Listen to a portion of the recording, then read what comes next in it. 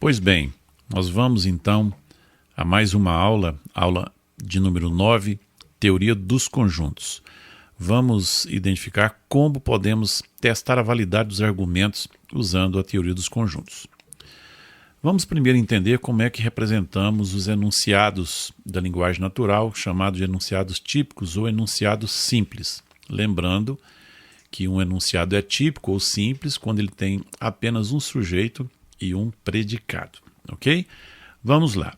Quando eu digo todo homem mortal, significa dizer que o conjunto dos homens está dentro do conjunto dos mortais, conforme está desenhado aí, ok? Depois nós temos nenhum homem é mortal.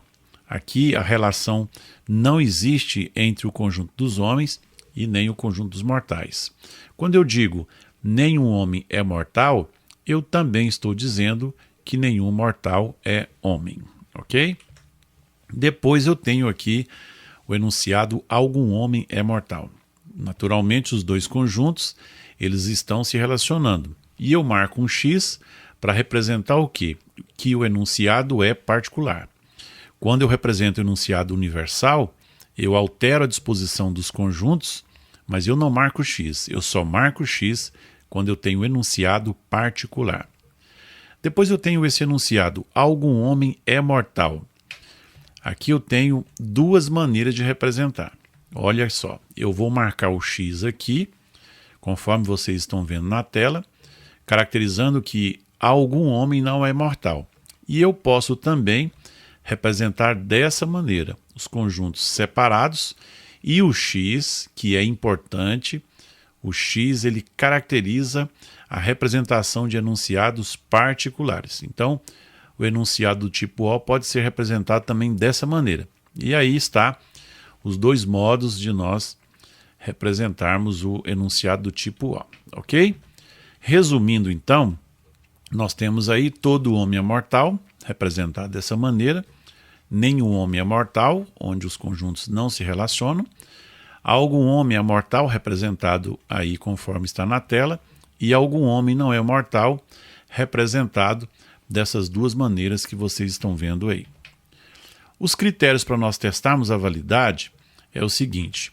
Primeiro eu vou representar as premissas universais. Olha aí, todos os homens são mortais, alguns brasileiros são homens, logo alguns brasileiros são mortais. Como essa primeira é universal, ela que eu vou representar primeiro. Caso tenha, represente em segundo lugar as premissas particulares. Olha aí, alguns brasileiros são homens, então eu vou representar aqui usando o conjunto dos homens e o conjunto dos brasileiros e marcando o X, já que o enunciado é particular. E aí, o que acontece? Eu vou analisar o desenho das premissas para ver se está garantida a conclusão. Se o desenho das premissas assegura o que diz a conclusão, então o argumento ele será válido. Se não, ele será inválido. Agora preste atenção nessa observação. Não podemos desenhar conclusão, só premissas. O desenho da conclusão tem que ser o resultado natural do desenho das premissas. Vamos aqui a alguns exemplos. Eu tenho o seguinte silogismo: todos os homens são mortais, alguns mortais são brasileiros, logo alguns homens são brasileiros. Então, em primeiro lugar, eu represento as premissas universais. Aqui eu tenho a premissa universal, todos os homens são mortais, está representado aí. Em segundo lugar, vou representar a premissa particular, alguns mortais são brasileiros. E eu pergunto, será que nós podemos concluir que alguns homens são brasileiros partindo das premissas que foram dadas? Será que essa conclusão ela é válida? Claro que não. Por quê? Preste atenção, olho na tela. Essa premissa pode ser representada dessa maneira e pode ser dessa maneira, ok? Se pode ser tanto de um jeito quanto de outro, então eu não tenho uma conclusão válida. Na lógica, nós não aceitamos uma conclusão do tipo pode ser e pode não ser, porque rompe com o princípio da identidade, ok? Vamos ao exemplo 2. Eu tenho aí o silogismo que está na tela, nenhum goiano é paulista, Todos os paulistas são brasileiros, portanto, nenhum goiano é brasileiro.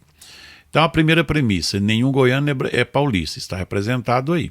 A segunda, todos os paulistas são brasileiros. Será que, partindo dessas duas premissas, da primeira, nenhum goiano é paulista, e da segunda, todos os paulistas são brasileiros, eu posso concluir que nenhum goiano é brasileiro? Claro que não. Por quê? Olho na tela. Quando eu digo todos os paulistas são brasileiros, que está aqui representado, esse conjunto brasileiro ele pode vir desenhado incorporando o quê? O conjunto dos goianos, conforme está aí. Então ele pode ser tanto desse jeito quanto desse jeito, o que vai me dar uma conclusão inválida. Eu não posso aceitar, conforme eu disse agora há pouco, uma conclusão do tipo nenhum goiano é brasileiro ou nenhum goiano é brasileiro. Não posso aceitar isso porque rompe com o princípio da identidade, ok?